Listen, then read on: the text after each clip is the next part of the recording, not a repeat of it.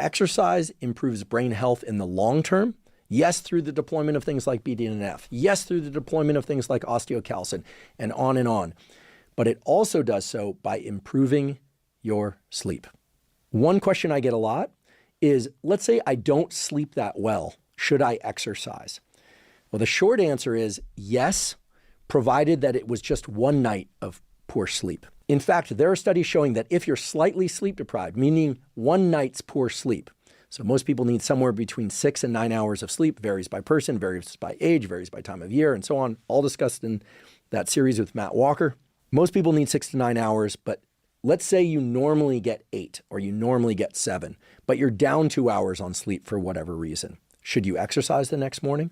The short answer is yes, provided it was just one night of poor sleep. It turns out that exercising after a poor night's sleep can help offset some of the negative effects of sleep deprivation on what?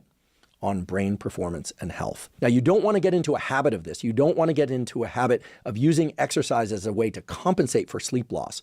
So if you don't sleep well for one night, exercise is a great way to offset that sleep loss effect on the brain, or that would otherwise affect the brain. You can compensate for it by doing some exercise. Keep in mind, you want to exercise in a way that's not too intense, because you can drive your immune system down and be more vulnerable to infections. That's certainly the case after a poor night's sleep.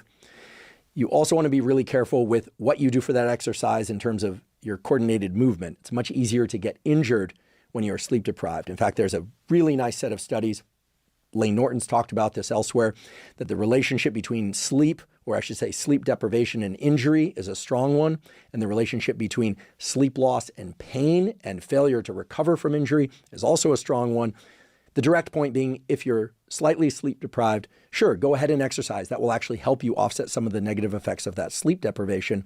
But you want to be careful how you exercise so you don't get sick and you don't get injured. And there are actually studies of how quickly your brain starts to suffer if you don't exercise. And the major thing that I was able to extract from that literature is that after about 10 days of not doing any training, that is no cardiovascular training, no resistance training, you start to see significant decrements in brain oxygenation levels, as well as some other markers that are indicative of brain health, or that would be indicative of brain health if they were to continue. So if you haven't been training at all for a long period of time, your brain is suffering. The good news is you can start benefiting your brain very quickly by exercising.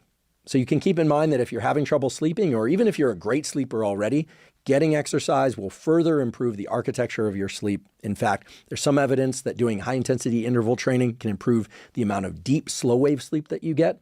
And there's some additional data showing that if you do high-intensity training early in the day,